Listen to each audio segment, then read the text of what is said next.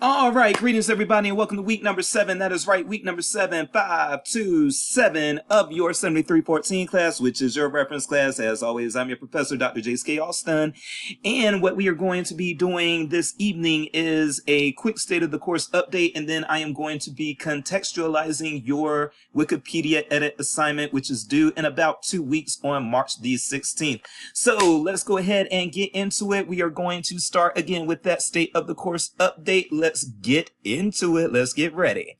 So again, for those of you who are not aware, we are at this point of the course where we no longer have discussion board prompts every week. So now is definitely the time for you to be working on your semester-long project. At this point, if you are doing 5 to 6 questions a week, you will still finish the 40 questions on time by the end of the semester. But please be working on that semester long project. Please do not wait to the end. Again, please do not wait until like 2 weeks before the assignment is due and then just try to do it all in one fell swoop. That is going to stress you out and then you're going to be mad at me, but I warned you not to wait. So it is best for you to pace yourselves, and if you pace yourselves, I assure you, you are going to have a much better time than if you do not. So again, we don't have any discussion board prompts anymore due in March. The next one is going to be due in April. We also do not have any more sync sessions in March. Our next sync session is also in April. So March is going to be kind of a chill month for you. The only major assignment that you have is the Wikipedia edit assignment, which again is due in 2 weeks. So this would be a good month to really put a dent in that semester long project. Okay. Again, please do not wait until late April / early May and try to do it with a bunch of cram sessions. That is just going to stress you out and it is not worth it. All right. I think that is actually it for our state of the course update. I know that I am behind on grading discussion board posts, but I will get to that when I can. Right now, there are some other things going on. I am course prepping my 3rd class for the semester, which is an 8-week class. I know some of you will be joining me in there. And then also I'm working on a book chapter, working on admissions, working on e-portfolios, and then people are registering for classes right now. So I'm also doing the advising bit. So I'm in my busy point of the semester. March is a very busy month for us CISL professors. And so I'm at my busy time, but just because I'm at my busy time does not mean that I am unavailable. And it certainly does not mean that you cannot reach out to me. I love to hear from you all. So when you have a concern, by all means, reach out to Dr. Jace and I will respond to you as quickly as I possibly can. Let me raise that hand. As quickly as I possibly can to let you know what you need to know and to show you that I care, because I do. And every good librarian cares. If you don't care, work in cataloging or something, but don't be on the front desk. All right, that is really it for the state of the course update. I told you it would be a short one today, so let's get into contextualizing that Wikipedia edit assignment. Pause. Oh, I'm sorry. One thing that I failed to mention, the virtual reference assignment is I've graded all of those. If you turned it in, I've graded it. If I have not graded it, it means you haven't turned it in or I didn't see it or something. If you have not gotten the grade for that, let me know and use that feedback. If you got APA errors and lost points due to APA errors on that first assignment, by all means, fix them. I will be actually counting off more on the Wikipedia edit assignment because I don't want you all to make the same mistake twice. So, if you got APA deductions or you got deductions for anything, take heed of the notes that I gave you. Don't make the same mistakes on the Wikipedia edit assignment, and that way, hopefully everybody will get a perfect score on the Wikipedia edit assignment. Okay, now let's talk about the Wikipedia edit assignment. So let's actually first go into the assignment. So we're going to go into this prompt right now, and there are a lot of things that I want to talk about related to this assignment and just related to Wikipedia in general. But first of all, because I'm sure most of you haven't started, most students actually are able to finish this assignment in like a day or two. It's not something, the LibGuide is probably going to take a few of you a long time. But as far as the Wikipedia edit assignment is due, I've had students tell me they completed it in the afternoon. I've had students tell me it took them a day or two to complete it, but it didn't take them a long time, right? So you've got until the 16th. So probably right now I'm recording this on the 4th. And as long as you afford yourself probably at least 2 days to finish it between the 4th and the 16th. You're going to be just fine. All right. So as far as, first of all, I do want to say it is up to you what you want to edit. If there is a Wikipedia page out there that is not scholarly and is not on this list and blah, blah, blah, you can still edit the page. If there is a page that's been around for a while, you can make an edit to that page by all means. There are going to be a few rare exceptions of things that would not count, but if you are not sure whether or not I will accept you editing the page that you're trying to edit, then just reach out to me and I will give you a yes or a no, or let's refine this. Also, if you want to make a Wikipedia page, I have had students do that before, start pages from scratch. You are welcome to do that as well, but just be careful. Try to choose a topic that's not going to be erased. And again, if you are having some questions about whether or not something is acceptable on that front, again, just let me know, contact me, and we will kind of flesh it out, okay? But yes, I am wanting you all to enjoy this assignment, so I'm going to leave it up to you all as to what you pursue. It can be a page about a band you like, or the city you came from, the high school or college you went to. It can be about a hobby of yours. It can be about a TV show that you like, whatever. Just find something to make a substantial edit, okay? And then you have some helpful resources up here.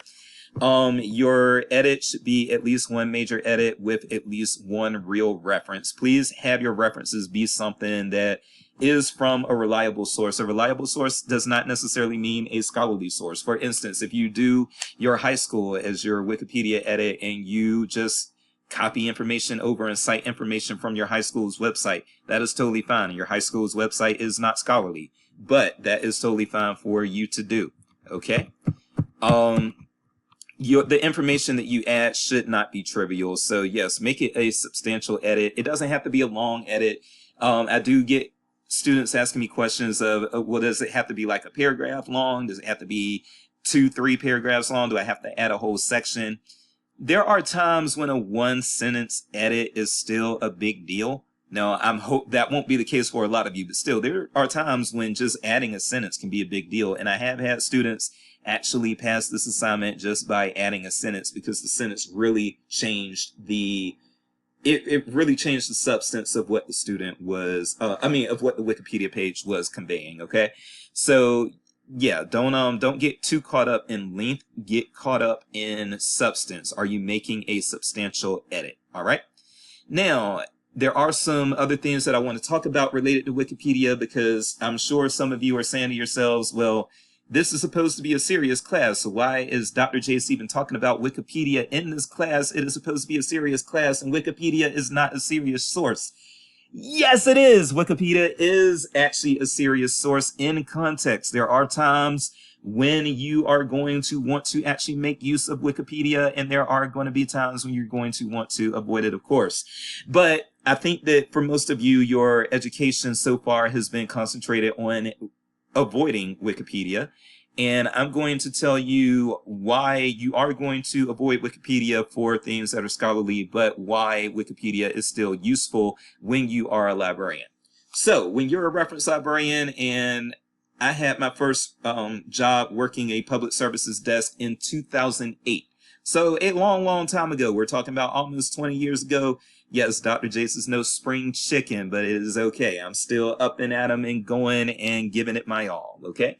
But yes, 2008, that was when I had my first actual librarian job, and that was when I first actually worked a reference desk alone. Now,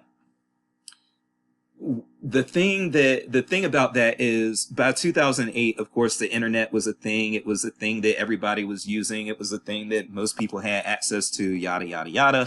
But I was like the young gunner of most of my jobs, because in my first librarian job, I was 25. And as you all know, librarians can be old as hell. So there were, in my actual first job, there weren't too many librarians. There were like librarians of all sorts of ages and age ranges and that sort of thing. But at my second librarian job, which was a full-on reference librarian job where I didn't have really any other duties aside from reference and programming, In that job, I was the young gunner. I started that job at 27, and the next youngest person in the department was, I believe, 49. So I was like the young gunner. I was 27, then there was a 49-year-old, and then people in their 50s. Those people in their 50s, of course, knew of the times in libraries before the internet. And so they knew about what reference librarians would do with encyclopedias prior to the emergence of the internet. So basically, when a patron came to the reference desk, these librarians prior to the internet, when they would be asked a question, if they needed further information, they would run over to the encyclopedias and the dictionaries and some other things and ready reference. They would look the topic up, they would look for keywords, and then they would start diving into the card catalog or into the online OPAC or whatever the case may be, and they would start looking for materials after they used the encyclopedias to educate themselves on what the patron was talking about. Nowadays, you won't find that many sets of encyclopedias in libraries these days. Of course, libraries still do have encyclopedias, but you would have libraries that would have like Britannica and then maybe like 2 or 3 other encyclopedia sets. And nowadays, you might just have Britannica, you might just have that one encyclopedia set. And that's because nowadays with the internet, the reference librarians don't have to jump toward the encyclopedias to gain their background knowledge. They can actually use the internet. And one of the things that reference librarians use a lot, I promise you, is Wikipedia. And the reason for that is because Wikipedia has all those helpful links. You can go into a rabbit hole with Wikipedia very, very easily. But the main thing that I want you to take away from this is that, yes, when you are trying to, like a patron may come to you with a very vague question, and you may be expected to provide some answers and some input to that patron. And you might have no idea what that patron is talking about. Well, you hop on Google, you put that term in, a Wikipedia page comes up, you start reading that Wikipedia page, you read the associated links, blah, blah, blah, blah, blah, and then you end up finding things that are useful for your patron, because now you've learned, you can learn a lot about a topic on Wikipedia in a manner of minutes, like 2 or 3 minutes. You can learn a lot about something and then dive into the OPAC and actually find the sources that your person needs, that your patron needs, because now you understand what they're talking about. And once you understand what they're talking about, you're able to lead them to things. Now, here's the thing. Wikipedia is a highly accurate source. It is a highly accurate source. So it is okay to use Wikipedia for those types of things when you are working in a library. However, you still would not cite Wikipedia in scholarly things and in things that are quote unquote official. You would definitely not cite Wikipedia. But you've probably been told the wrong thing in the past as far as why you don't cite Wikipedia.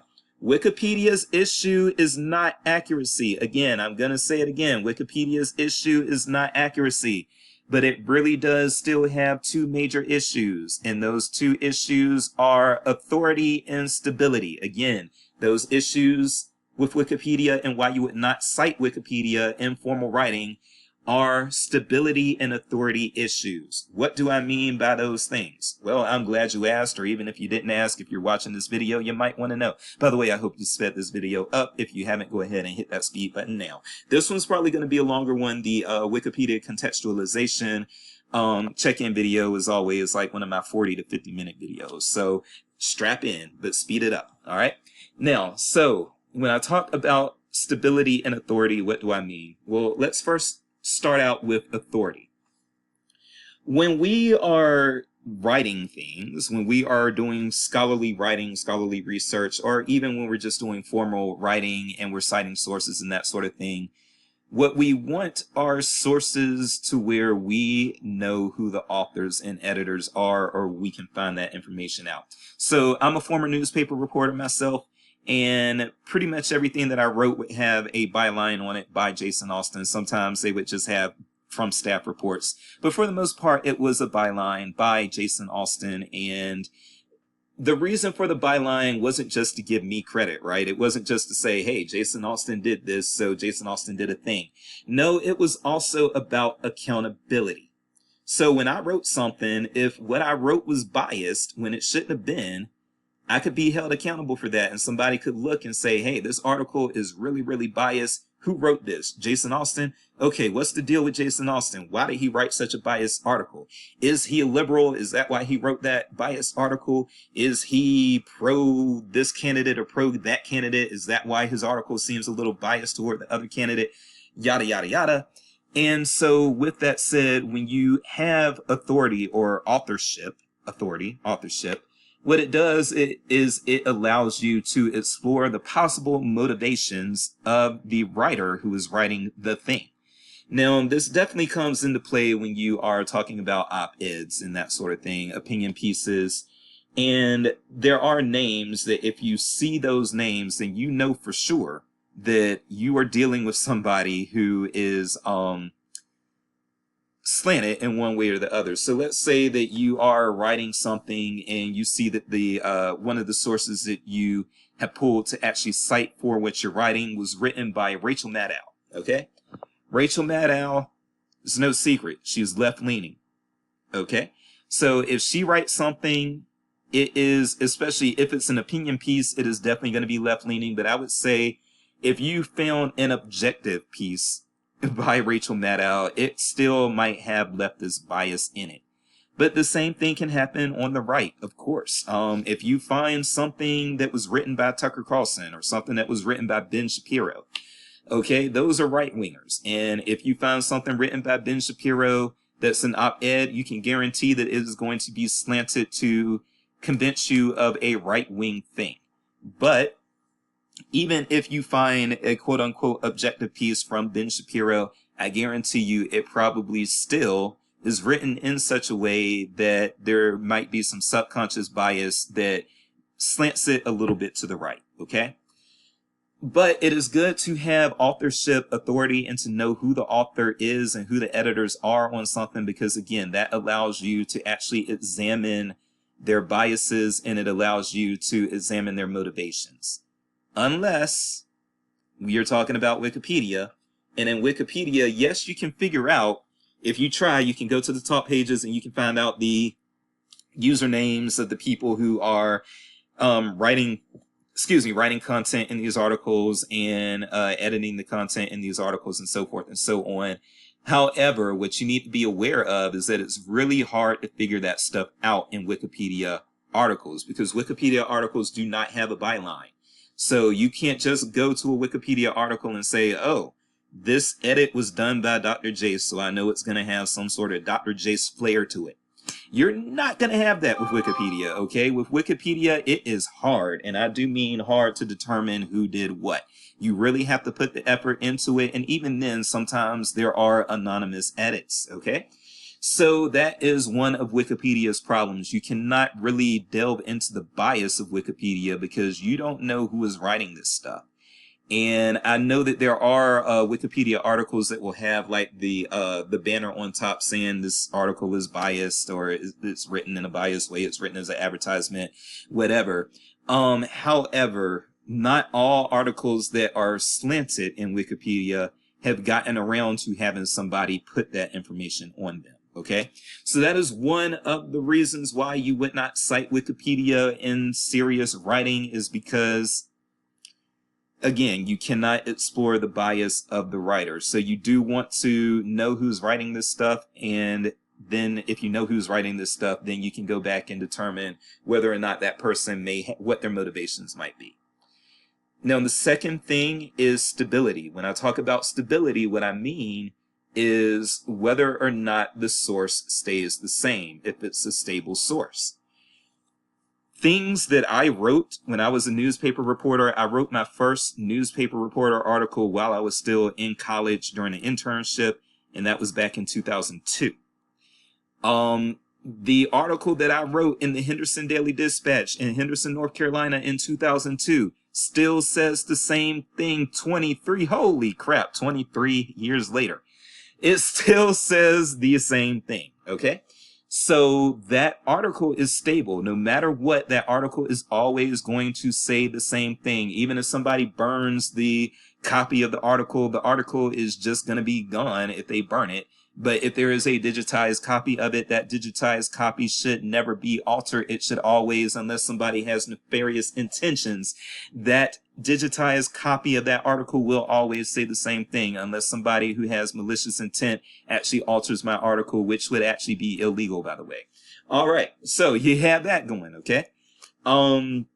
Wikipedia, as we all know, is not stable. In fact, it is designed to be edited on a moment's notice by anybody. So it is very unstable. Now, how does that play in? Here is the example that I like to use, and nowadays Russia is in the news a lot, so they do provide a perfect example for what I'm talking about. Most of you are not old enough to remember this, but Dr. Jace is so old that I am able to remember this thing called the USSR. The USSR was this big old country that everybody was afraid of back in the 80s. Now, I was born in 83, so I don't remember the 80s too well. But I do remember, even from the 90s, I remember the remnants of the Cold War. And the remnants of the Cold War were back in the 80s. The Russians were just the villains. The Russians were the villains on Rocky. There was a Russian character who was a villain on Punch-Out. All of these things. But yes, the Russians are in the 1980s, the Russians and the Soviets, as they were called at that time, the Soviets were the enemy. They were seen as the enemy of the United States, and we drew a lot of our national pride from opposing the Soviets and their way of life. Okay? Now, here's the thing. The USSR disbanded in the early 90s.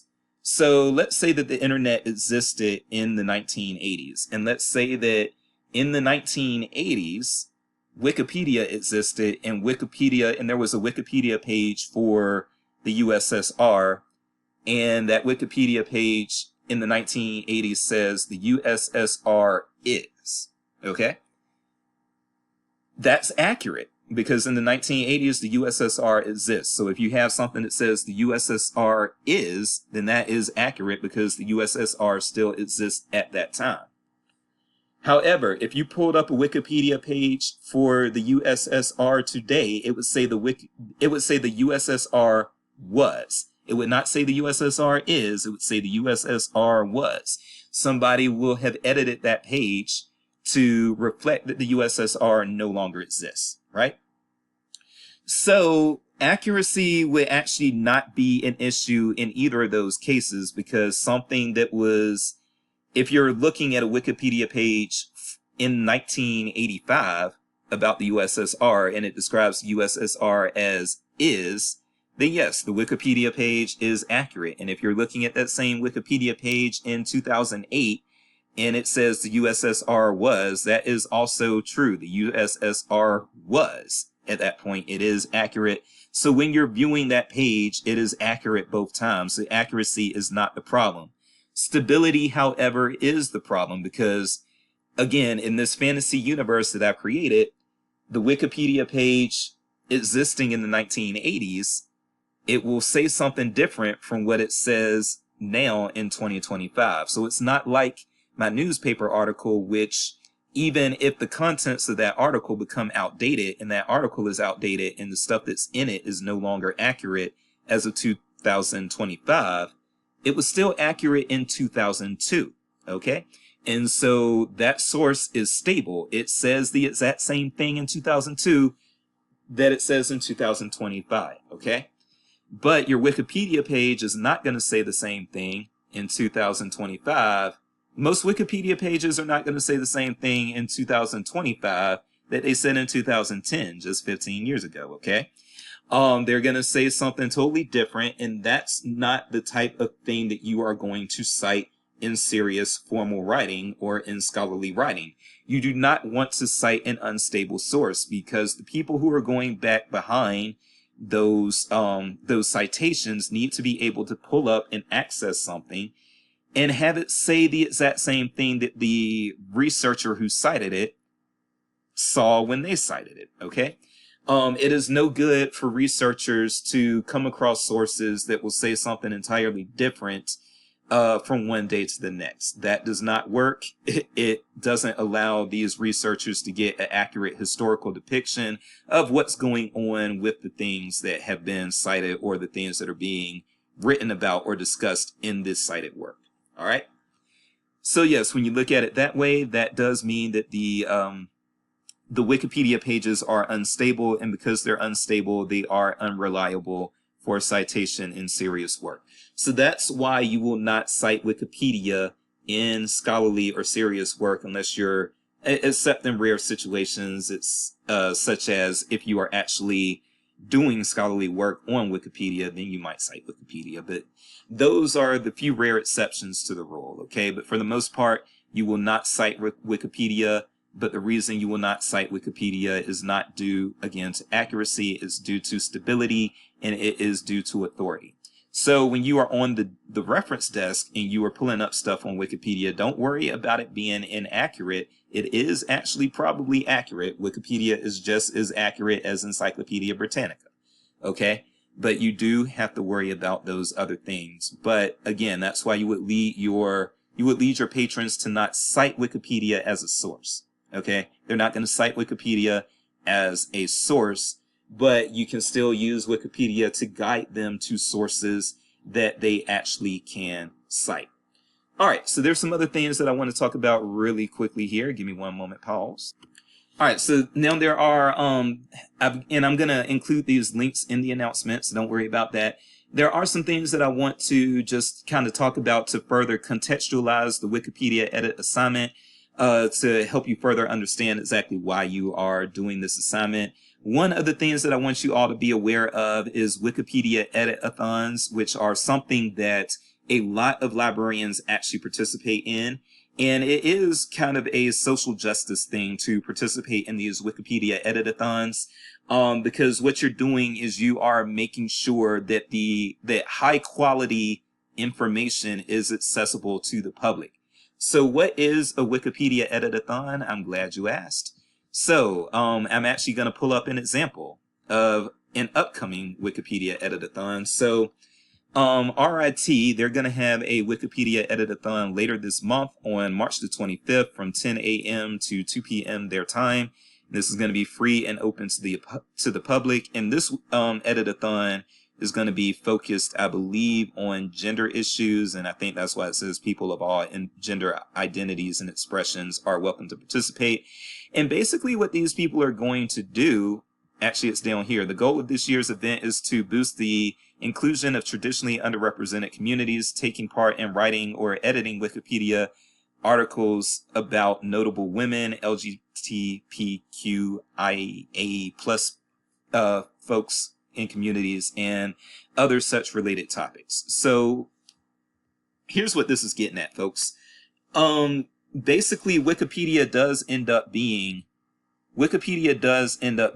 one of the most reliable forms. I mean, not one of the most reliable, I'm sorry. Wikipedia does end up being one of the most accessible forms of information for the general public. I don't think there's ever a day that goes by to where I use my phone or I use my computer, but I don't use Wikipedia. If I've not used Wikipedia, it's a day that I haven't used my phone or my computer at all. Okay? That's keeping it real. So Wikipedia is highly accessible. It's free to use. You only need an internet connection to use it. It's something that somebody can use, like a very small child and a very old adult can use Wikipedia. You don't have to have a high technological competency in order to use Wikipedia, all the things, right?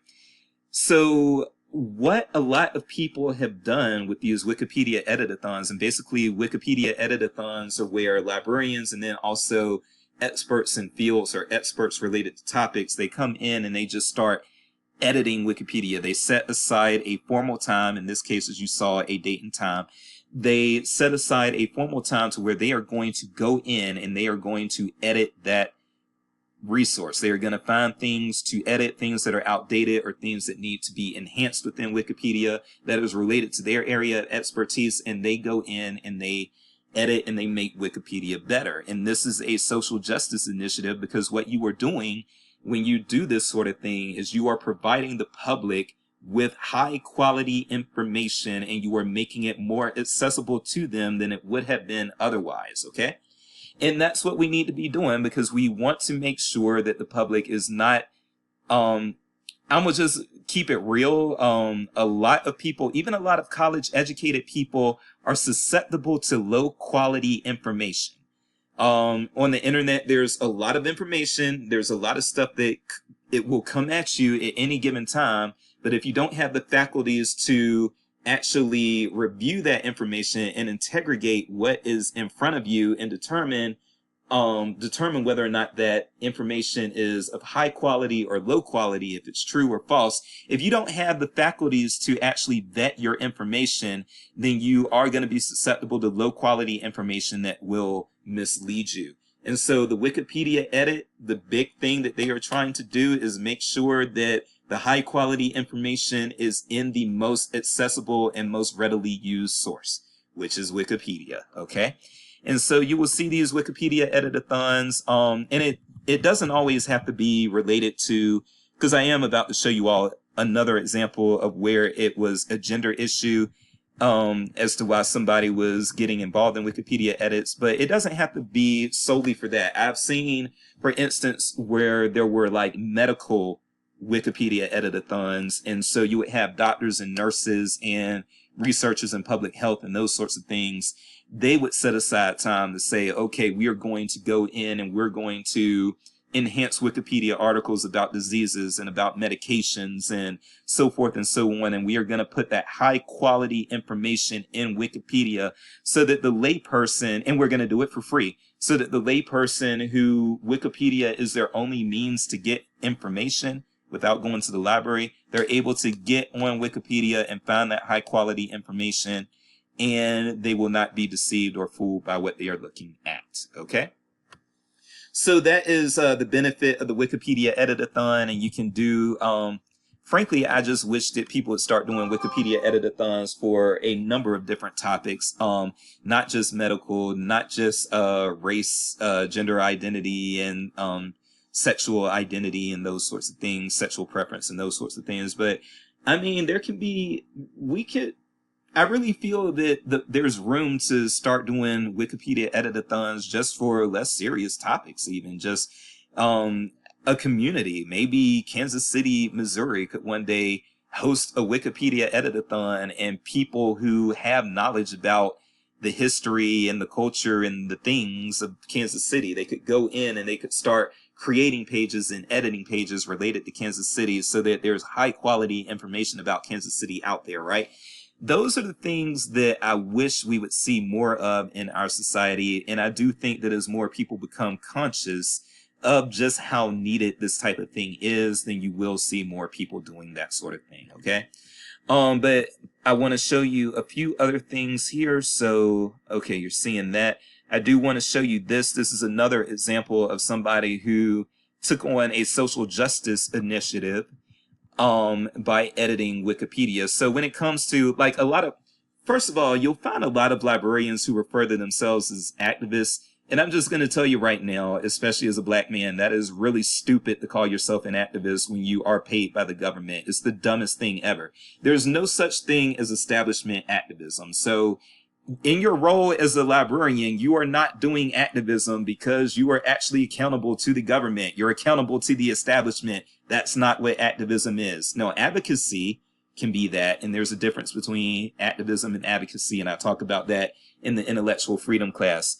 But just know, when librarians call themselves activists, they're actually being idiots, because no real activist actually would respect someone calling themselves an activist if they are doing their activism work on the public dime, right? If you're on a public payroll, if you're working for a public library or for an academic library that is supported in part by financial aid, even if it's a library at a private school, still that is not activism. What you're doing is not activism, because you are working for the establishment. You are part of the establishment. There's no such thing. There's a such thing as anti-establishment activism. There's no such thing as establishment activism. Okay. Get it out of your head that you're an activist. But this is social justice work that gets close to activism, even though that's not what it is. But it is. Social justice work doesn't have to be activism. And certainly this is social justice work here. This 33-year-old made more than 1,000 Wikipedia biographies for unknown female scientists. This is very big. Because Wikipedia does have a gender bias. Wikipedia actually has a Wikipedia page about its own gender bias. That is how bad the gender bias in Wikipedia is. Wikipedia focuses more so and captures and documents more so the accomplishments of men in most fields. Sports, medicine, science, politics, history, all the things. They're mostly focused on men when they, Wikipedia mostly has the accomplishments of men documented, okay? And so in order to make the contributions of women in science more well known, this lady here, Jessica Wade, what she did was she created more than 1,000 Wikipedia biographies about women. And it was it's a powerful thing to do, because these are, again, Wikipedia is the most accessible source. It's the most accessible source that people use to find information on the fly.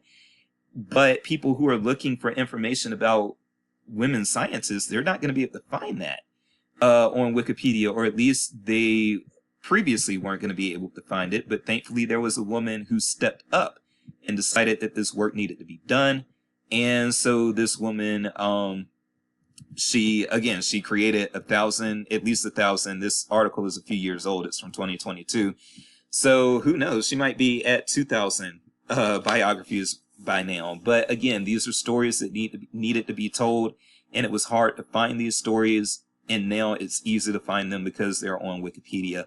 And so this is a type of social justice work that librarians could very well do and would be very well qualified to do this type of work, okay? And I'm going to have the link to this article in the announcement so you can check it out if you want to. But yes, this is the type of important thing that we need to do. Now, the racial bias on Wikipedia exists, but it's not as bad as like the gender bias. But certainly if I had the time to do it, you know, that's probably what I would be involved in. I would probably try to put biographies of important Black figures up there that so far are not up there.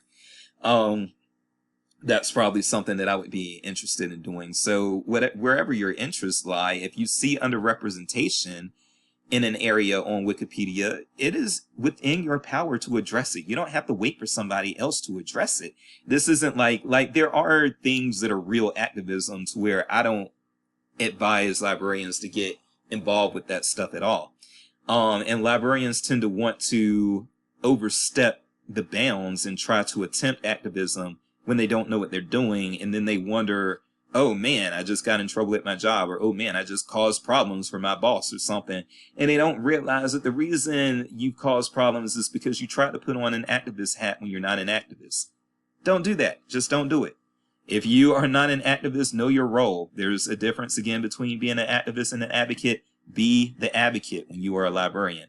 But this type of work can be considered social justice advocacy work, and it is certainly needed work. So, and librarianship is a predominantly female field. So, the underrepresentation and gender bias within Wikipedia, I can definitely see the women in this field doing a lot of work to remedy that situation. Okay. So that's something to be aware of. And then I do just want to, I'm not actually going to go into this page right now, but I'm just going to tell you that I'm linking this page as well. So there is a page that was created. This is my first time being able to show this page because it was just created in December of 2024. So spring of 2025 is the first time it was available to me to show my students. But how to host a Wikipedia edit-a-thon in your community. If you are interested in doing something like that, check out this page, okay? So there's, I'm probably going to talk for about 5 more minutes because so this will be a 45-minute video. But there's one other thing that I want to talk about, and I do think that it is of special importance in today's day and time. So the other thing that I want you all to be aware of is that these days wars are being fought on a very different front. So wars are not just being fought within the military, right? Wars are also being fought through cyber stuff and through disinformation. We know that China and Russia have used social media to try to disinform Americans and undermine our elections. And I'm going to assume that the United States of America has done the same thing with other countries. They've tried to use social media and other forms of online information to disinform people and to undermine democratic processes and things like that, okay?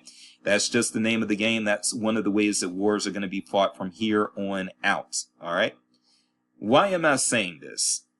Well, the reason I'm saying this is because I think that things like Wikipedia could be weaponized against populists the same way, well, not the same way, but with the same intent that you see social media weaponized against populations.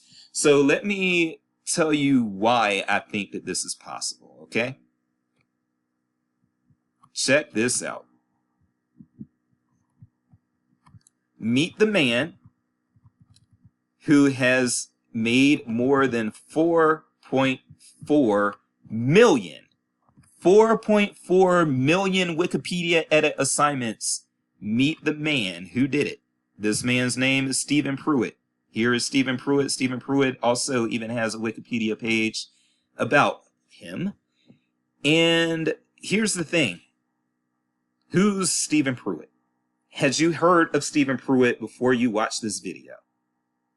If the answer is no, then this should be alarming, because Stephen Pruitt has made 4.4 million edits to Wikipedia, and that does include, I think that according to this, he has created more than 30,000 original Wikipedia articles. This means that this guy who you had never heard of before watching this video and who the public generally isn't aware of, this guy has a very, very large role in the consumption of information by Americans. This guy is playing a role in the consumption of information among Americans, a very huge one, and yet he's doing it from the shadows. This is not Tucker Carlson. This is not Sean Hannity. This is not Rachel Maddow. This is not Don Lemon. This is not Bill Maher. This is Stephen Pruitt, a guy that you had never heard of, even though I'm sure you heard of all those other people that I just named, okay? To me, this is very freaking scary. Because, again, as a former newspaper reporter and as an information professional, I like to know authority. I like to know who is meddling with my information and what are the motives of the people who are meddling with my information. But again, Stephen Pruitt is not a household name. People do not know this Stephen Pruitt guy, and yet he is meddling with our information. Now, Stephen Pruitt is probably a good guy. People are aware of him now, and it doesn't sound like he is, it doesn't sound like he has malicious intent. It sounds like he's some guy who sings in a choir, lives in the DC area, takes care of his parents. Seems like he's actually a nice guy without any malicious intent, which is great, right? But not everybody is going to be a Stephen Pruitt, okay? So what if we get to a point where malicious actors are actually editing this information, and then also these malicious actors are, let's say you had some sort of Russian troll farm. And this troll farm, instead of trolling people on social media, what this troll farm did was it actually started using Wikipedia. Like, let's say there's a whole troll farm of 100 trolls.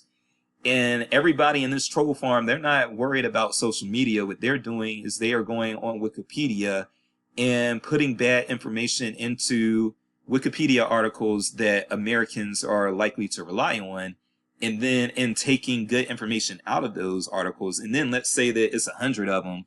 So after these people make an edit, somebody else is going to immediately come onto an edit and start a dialogue about it. But you can get your other trolls to come in and reinforce what you're doing. Okay? So then we end up with bad, low quality information getting out to the American populace, and the American populace is none the wiser. And the American populace is not checking up to see, okay, who did this edit, who did that edit, who's responsible for this, who's responsible for that. I could see this as being the next phase of the war in undermining the American people and their will, and undermining the American democracy.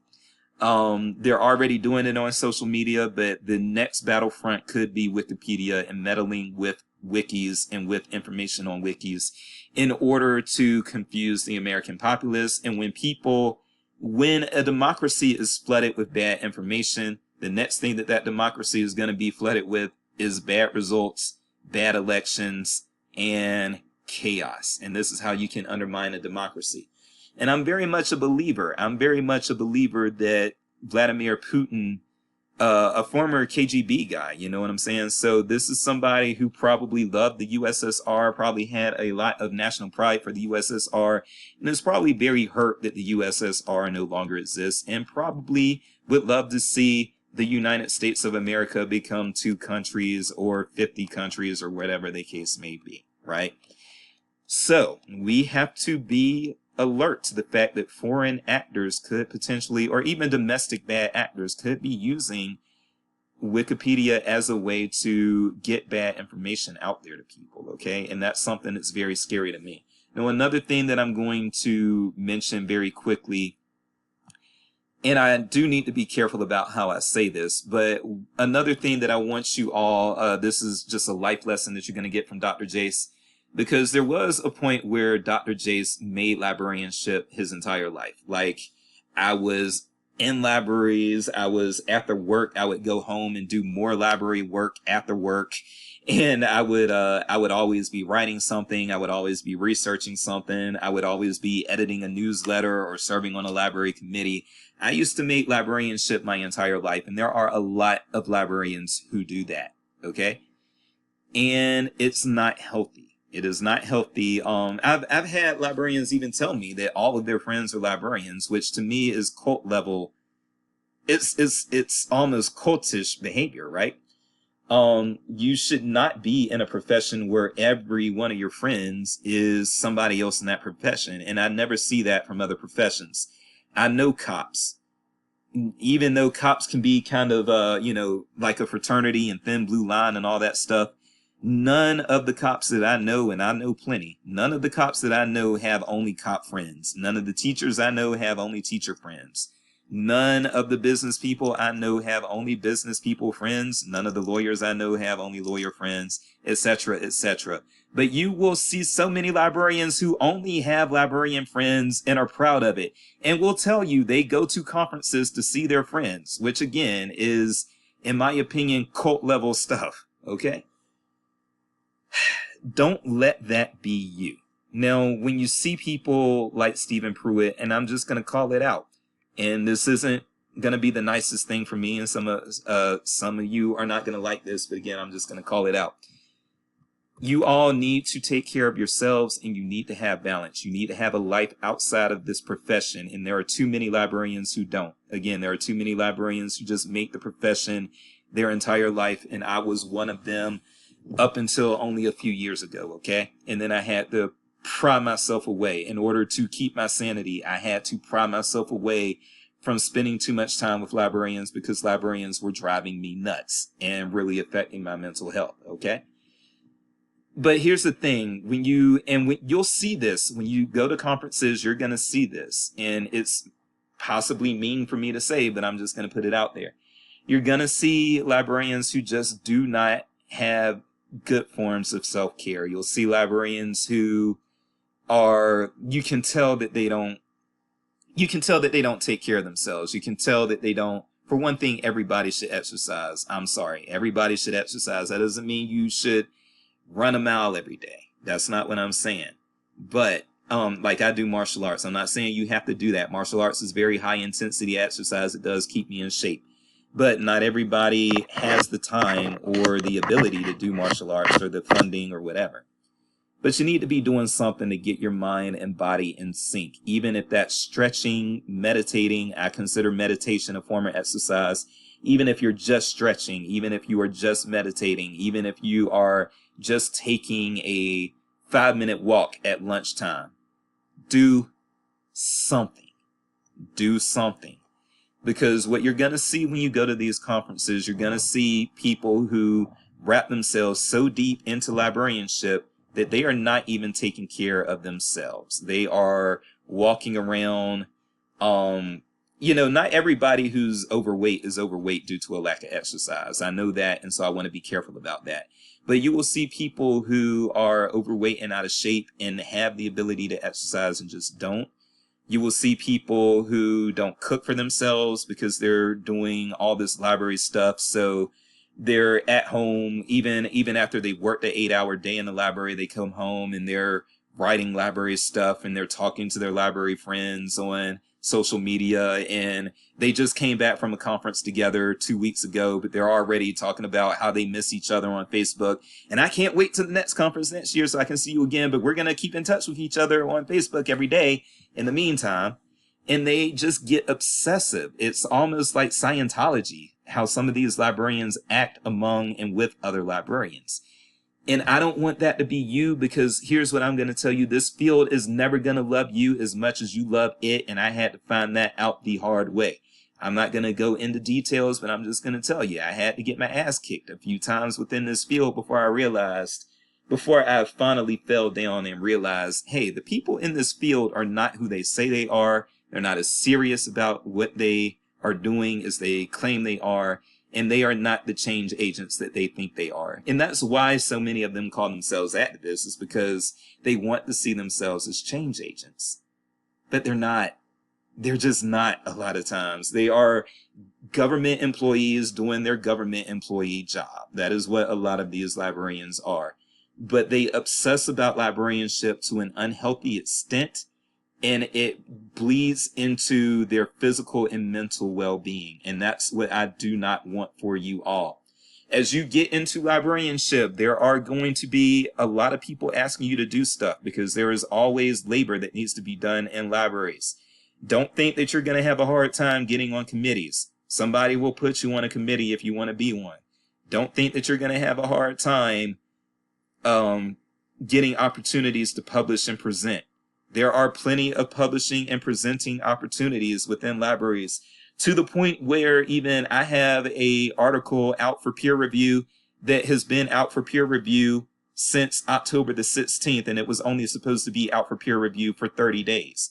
But because there are so many people publishing in libraries and so many people having research ideas and things that they want to do, yeah, now I can't even get my stuff into peer review, right? That's how bad it is. But there are always going to be opportunities for you to do library work. Learn to say no. One of my favorite song lyrics is, I've learned every open door isn't always what you need. And there are going to be doors that open within this field that you do not need. You do not need them all. Learn how to say no. Learn how to express that you're not interested in an opportunity. And don't be interested in every opportunity, and don't think that if you say no one time, then that means nobody's going to ask you to do anything again. It can be that way in other fields. Certainly it was that way in the news media when I was working in news. Yes, I had to do what people asked me to do, because that's how I got other story ideas and got invited into other places. And I knew that if I didn't take people up on those invites, then I would not be invited into my opportunity for my next story. But don't worry about that with libraries. You are always going to have opportunities in libraries. You will never lack for them. So what I want all of you to do for your entire career, I want you all to exercise at least 3 days a week. And again, I'm not saying you have to do cardio 3 days a week. Some of you are disabled. You might not be able to do cardio, but do something, even if it's meditation, even if it's just stretching. As you get older, trust me, I am 41. As you get older, you are going to need to stretch. As you get older, you are going to need to maintain a healthy diet. And you're going to even have to change your diet as you get older. And those are some things that I want you to be aware of. Make sure you're eating healthy food. Don't just decide, oh, I'm going to do so much library work that I cannot afford to cook for myself, or I don't have time to cook for myself, so I'm just going to get McDonald's every day. Or if I don't get McDonald's every day, I'm going to pour myself a bowl of cereal, and I'm going to make myself a ham sandwich and go about my business that way. No, eat healthy. Take care of yourself, exercise, learn how to say no. do not stay up late at night for years and years doing all of this library work, which again I had done with my life. There were days where, especially when I was working on my PhD, there would be days where it was common for me to only get 3 hours of sleep, because I would go to my job and then I would work on my dissertation and then I would edit a newsletter, or I would be on a committee and doing that committee work and things like that. Don't let that be you. Don't Make sure you get yourself enough sleep. Make sure you are eating right. Make sure you're exercising. Make sure you do things that you enjoy outside of librarianship, so that you are not depending on librarians for your entire social life. Go to the movies every now and then. Get a massage every now and then. Go to a ball game every now and then. See some stand-up comedy every now and then. Watch something on Netflix when you are at home. And don't just make your home life, oh, there's more library stuff I can write. Don't do that. Turn on some Netflix and just enjoy yourself. Have a drink every now and then. Okay? Just, go to church. Go to worship if you are a religious person. Okay? But don't make the libraries your entire life. And I'm going to bring this back to Stephen Pruitt by saying, I'm not trying to be mean, but I do think that he's somebody who might be, because there's no way that you are making 4 million Wikipedia edits and creating over 30,000 Wikipedia pages, and yet you also have time to have a balanced social life and to exercise and to get enough rest. Now, it is also possible that Stephen Pruitt might be, dealing with some health issues, but to me, this looks like, I'm just going to be honest, it does look like somebody who could probably do more regarding his health than he actually does, okay? And I don't want that to be you all. You only get one body, and that body is your temple. Take care of it. Your mind is what's going to get you through. And when your mind goes, it is not coming back. I've known people with dementia. When your mind goes, it's gone, baby. It is gone, okay? And so take care of your mind, take care of your body, take care of your soul. This profession does not deserve the entire you, so do not give it to them. I am Dr. Jace, and a healthy, balanced life is something that should never be displaced. Not even by librarianship. Jace displaced. I made my rhyme. I'm gonna go to bed. You all take care. Love you all. See you next week.